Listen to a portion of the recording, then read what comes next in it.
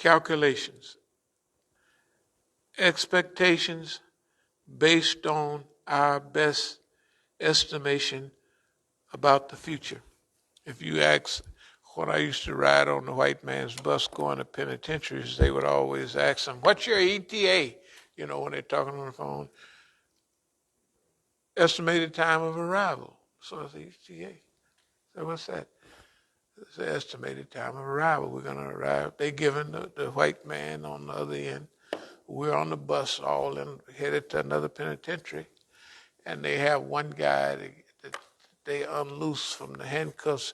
He get to give everybody coffee. He go up to the pen and, so it's kind of Uncle Tom's job, and I would always try to get that job because, I hadn't been on the bus so much. Other people don't know. All they do is get on the bus. And I know that, okay, on the bus, they're going to have one guy to handle all the business there, so he's not going to have to be handcuffed. He's going to be handcuffed with these right here, but he ain't going to be in leg irons and everything. And if somebody need a pencil, if somebody need anything, that's when they go on planes now. They don't go on. But that's when they used to be on the bus. So I'd always say, boss man, and that's where boss man come from. May I regress a minute? In California, coming up in the state prisons, you didn't have anybody even talk to the guards hardly. It was them and us. Then when I went to McNeil Island, the federal prison, that's people from all over. And us from California, we had the same ideas about guards. Now, guards was dummies. They were double dippers. Guys that had been in the Army for 25 years and now they're going to work as a guard in a federal prison. They call them double dippers. They're going to get that retirement and they're going to get this. For those dummies, that was a lot of money. They died with the money. They didn't do nothing with it. But anyway, so I used to, after I was there a while, I noticed all of the Southern Negroes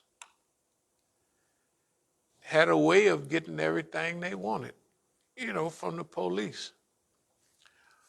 Boss man, and that was the key. Boss man, letting him know you in charge. And anything you feel gracious about letting poor old Negro have, it's because you're a good boss man. You're a good white man. And them niggas used to use that with so much effectiveness. That's where I got it from. Instead of dumb police, F you, man, them Southern Negroes, probably some of them was on the chain gang years ago and all that. Boss man, they had it, they would always, that's their main thing. Boss man, we need a little extra sugar over here, cause it, whatever you tell them. All right, Johnson, go ahead. And I said, God, I need two things, sprinkles of sugar. What's up, man? You can't have it. It wasn't color. So after a few years, I said, wait a minute. And then I thought back to my father and I thought back to all of those old people from the South. The superior game they had. Make the white man feel good about himself. To help an old worthless nigga like me. You ain't losing nothing. And if it's something good, why, old boss man, you fixing to get rid of that whole couch, that whole living room set, Lord have mercy. Oh, I ain't gonna say. Well, what is it? Well, we over there, we ain't got, well, that's all right. Well, hell, Mose, I'm getting this new thing. You can take this as a $10,000 living room set. Hell, take it on over there. Oh, boss man, I wouldn't want to go through all that trouble. Go on over there, Mose, man. Go on and take it. There ain't no problem. And you got you, the boss man had sat on it at least 3 or 4 times. And his wife, right? They don't even, and they got a whole new, and you got a whole new living room set, 10 grand. And it's just how you do it. I have a feeling that a lot of this longevity, it comes from messing around with boss man. I've said it before, but every time I get a feeling that boss man is getting tired of this and tired of that, oh, boss man, you wouldn't hurt the brother. We just playing. You think, it don't come out like that to you, but it comes out like that to him. Because I'm playing to him, not to you. You see what I mean? Yeah, I'm playing the boss man. Oh, boss man, shoot. You think psychological guerrilla war. Boss man, where's the nigga gonna come up with all of that? It takes sense to do that, boss man. You know ain't no nigga got boss man, I'm telling you. And they slow him down. The Zionists that don't work, the Zionists, F you niggas, I don't care what, you know what I mean? Like Palestinians, I don't care what. So we got something different for him. Listen to this very carefully. We have to get boss man's help because the Zionist is now oppressing the white man. So we got to form a union. Now, we talked years ago about in the FBI and in the others, they have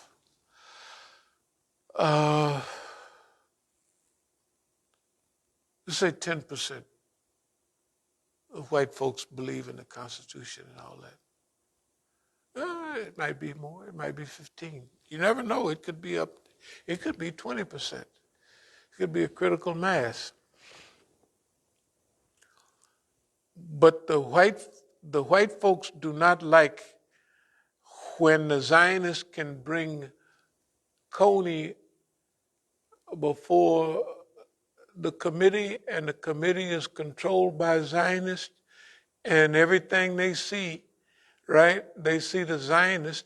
They don't like Obama, but they do not like, that's the president of our United States. You gotta remember, our United States.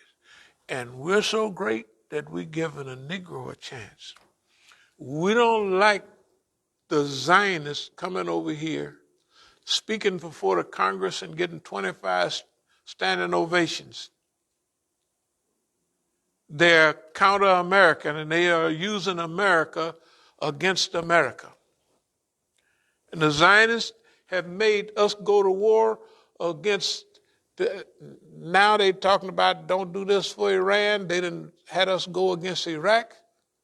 It was the Zionists, right? They didn't had us helping the Saudis, right, to go against Yemen. We stole part of Syria, the Golan Heights, but we wanted you to bomb them more. And we done got everything that's happening in the United States, in the Congress, all of that big stuff is managed by the Zionists to make America its footstool, and they are. Now, we need allies. Boss man. I'm talking about American boss man. Not the Zionist ain't going for it. He don't care. You'll Goyim, he could care less. You know? How he feel about you is the same way, could you turn the heat off? Just the same way he feel about them Palestinians, right? He beats them. It's not even, it's below human what he does to the brothers in Palestine, right? It's below human. It's not, it's unnecessary. It ain't, and he's not getting any better. He's doubling up on his worstness. It may not have made sense 10 years ago. Definitely didn't make sense 20 or 30 years ago. But what we have now, we've been planning for it from way back then, from I don't know when ago. Who's going to be our allies? Who's our enemies? It's simple. We have to neutralize the Zionist. That's the main enemy of humanity. And it always comes to that. That Zionist, he's got his finger on the button. And he's used everything against this weak-minded oppressor over here, right? Because remember, he's going to go along stage by stage. When he get control of the bank, when he get, like Rothschild said, let them write all the laws they want, right? Long as I control it, they could write anything they want, long as we control the bank. You see what I mean? Okay. To have confidence at a time like this would be good. Okay, I'm just going to tell you the truth. I think things are going to come out positive. We just have to, time has to pass for us to do it. Because all the mistakes are made, everything is there. The Zionists have already screwed up, right? The Americans are already screwed up. Strategic alliances is not only Syria and Iraq and all of those people and Iran. Strategic cooperation is people that have something to gain. And they have to be guaranteed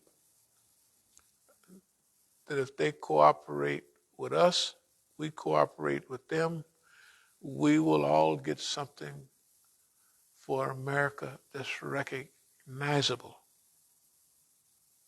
Let me go over this again. Everybody ain't gonna get what they want. Boss man, FBI, all of them, sorry. The days of hanging niggas and running around, that's over.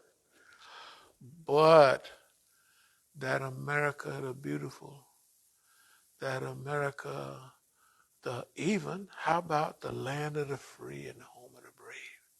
You got that.